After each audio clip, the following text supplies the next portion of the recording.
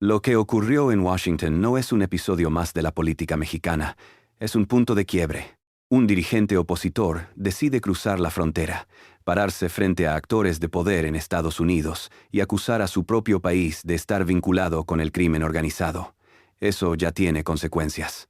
México queda expuesto en el escenario internacional, pero al mismo tiempo ocurre algo más.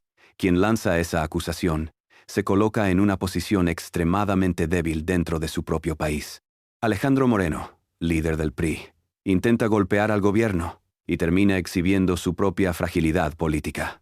Antes de avanzar, haz algo rápido. Suscríbete al canal y escribe en los comentarios desde qué país o ciudad estás viendo esto. De verdad ayuda a que este tipo de análisis llegue más lejos, especialmente en momentos donde lo que pasa en México ya no es solo local, es regional. Ahora sí, porque lo que se está moviendo aquí tiene fondo y consecuencias. El detonante es claro. Moreno viaja a Washington, no como representante institucional del Estado mexicano, sino como dirigente partidista. Y desde ahí acusa al gobierno de Claudia Sheinbaum de tener nexos con el narcotráfico. No presenta pruebas contundentes, no abre un debate técnico, lanza una narrativa. Y eso, en política internacional, pesa.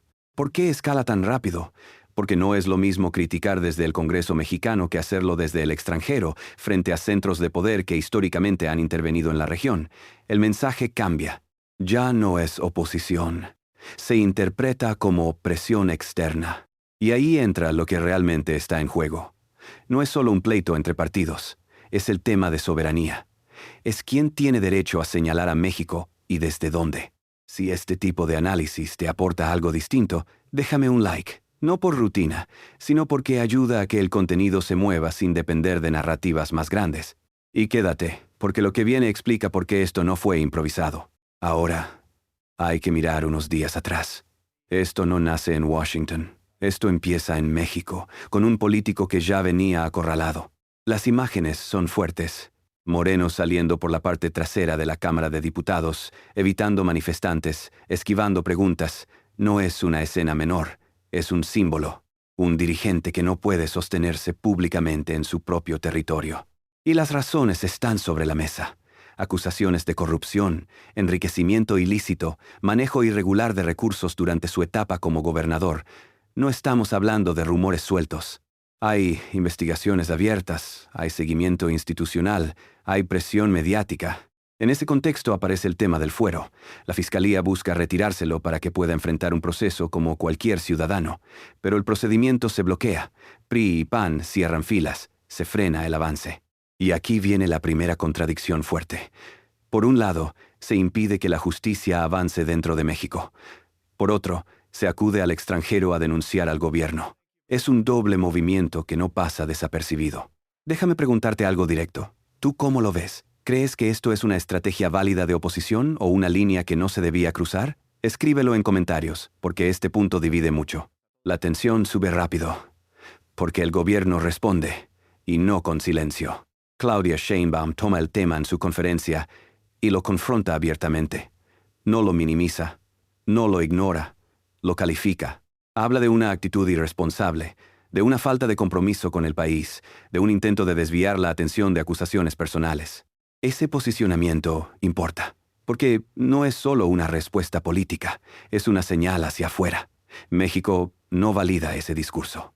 Pero aquí es donde el análisis se vuelve más interesante, porque lo que parece un conflicto directo entre gobierno y oposición, en realidad es algo más profundo.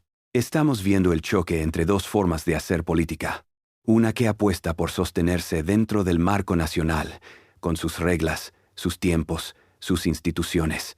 Y otra que, cuando pierde margen interno, busca respaldo externo para presionar. Eso no es nuevo en América Latina, pero cada vez que ocurre genera costos. Costos internos y externos. Internamente, el PRI empieza a resentirlo. Y fuerte. Hay reportes de fractura, de inconformidad, de figuras que ya no quieren cargar con el costo político de una decisión que no controlaron, porque esto no fue una consulta abierta. Fue una jugada de liderazgo.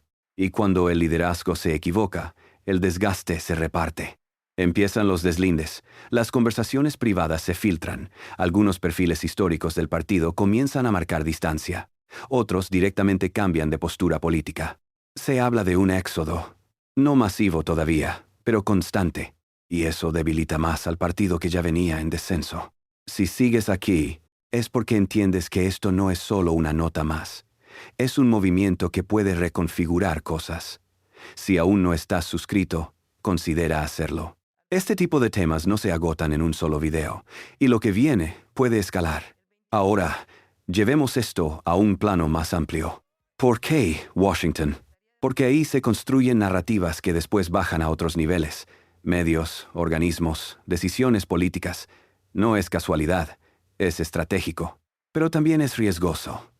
Porque cuando un actor político mexicano plantea que su propio país es un narcoestado, sin respaldo sólido, no solo golpea al gobierno, golpea la percepción internacional de todo el país.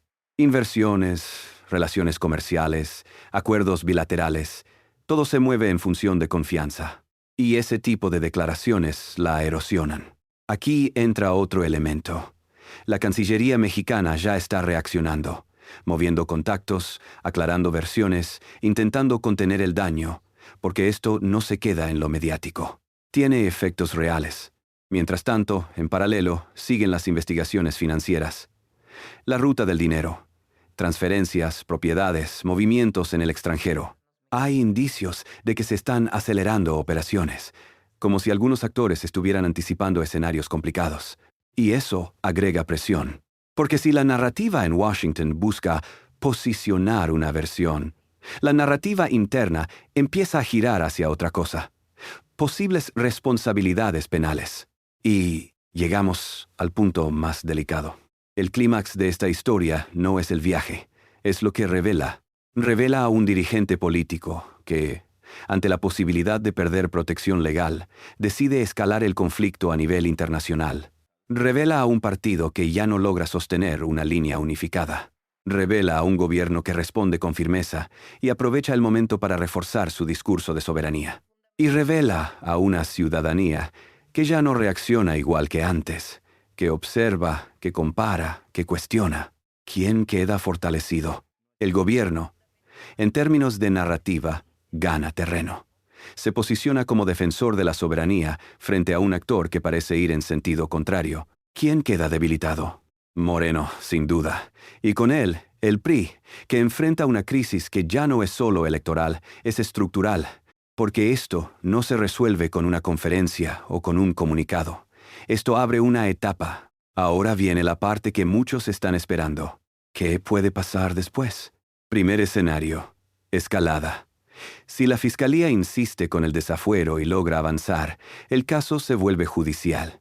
Y ahí el margen político se reduce drásticamente para Moreno.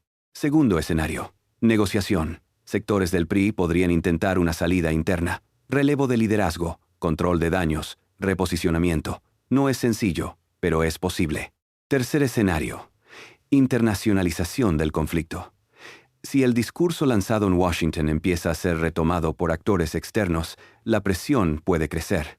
Aunque eso también implicaría una respuesta más fuerte del Estado mexicano. Y hay un cuarto elemento que no se puede ignorar: la percepción pública, porque al final, en política, la narrativa que se instala pesa tanto como los hechos, y hoy la percepción dominante no favorece a Moreno. Cierro con esto. No estamos viendo solo un escándalo. Estamos viendo un punto de inflexión en la forma en que se juega la política en México. Un límite que muchos creían claro y que alguien decidió cruzar. La pregunta es, ¿qué costo va a tener eso? ¿Crees que esto termina debilitando definitivamente al PRI o todavía tienen margen para recomponerse? Déjalo en comentarios, me interesa leer tu lectura. Y si quieres seguir entendiendo estos movimientos con más contexto y menos ruido, suscríbete, porque esto no se va a quedar aquí, y lo que venga puede ser todavía más decisivo.